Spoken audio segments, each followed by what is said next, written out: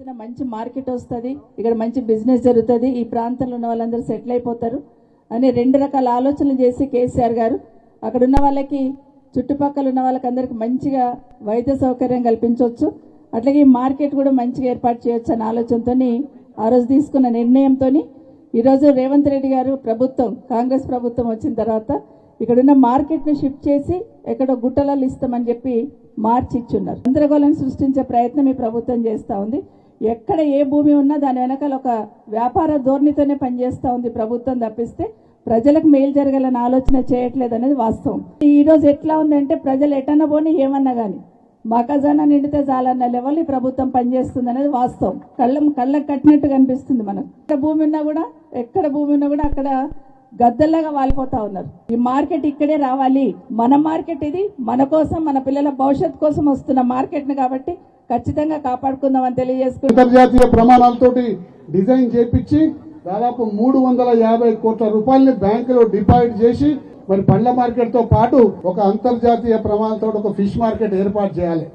పూల మార్కెట్, అలాగే మహబూబ్ మెన్షన్ గంజ్ కూడా ఇక్కడ తీసుకొచ్చి ఒక అంతర్జాతీయ ప్రమాణాలతోటి మార్కెట్ చేయడం వల్ల ఈ ప్రాంతం బ్రహ్మాండంగా డెవలప్ అవుతుంది. తద్వారా మరి అలాగే ఇంకా బాగా అభివృద్ధి చెందుతున్న ఆలోచన చేసి మరి ఇంత స్థలంలో ఒక 10 ఎకరాల్లో మళ్ళీ ఇక్కడ కూడా ఒక 100 పడకల హాస్పిటల్ ఏర్పాటు చేద్దామని చెప్పి ఆ రోజు హరీష్ రావు గారు, కేసీఆర్ గారు నిర్ణయించుకోవడం జరిగింది.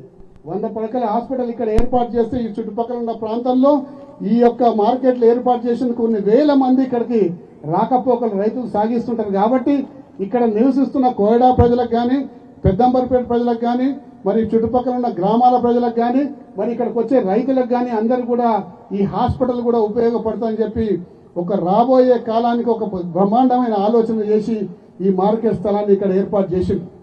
కానీ ఇక్కడ ఏర్పాటు చేసిన మార్కెట్ స్థలం యొక్క ఈ ల్యాండ్ మీద ఈ ప్రభుత్వానికి కన్నుబడ్డది. 20 కోట్లు, 10 కోట్ల నుంచి 20 కోట్ల రూపాయల ఇలా ఇక్కడ ధర వలుకుతుంది.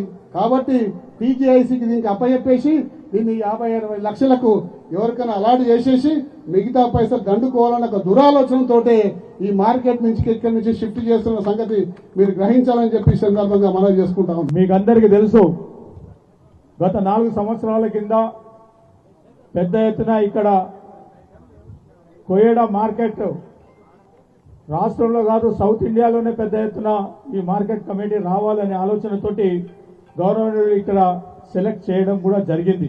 అక్కడ నుంచి ఇవాళ 2.5 సంవత్సరాలు అయితా ఉంది.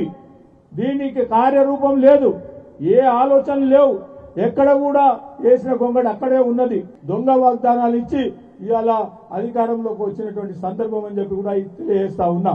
కాబట్టి ఇవాళ ఈయన లబ్ధి కోసమే ఈయన మార్కెట్ కమిటీ రావద్దనే ఆలోచన ఇవాళ చేస్తున్నాడని చెప్పి కూడా ఈ సందర్భంలో మనవి చేస్తా ఉన్నా.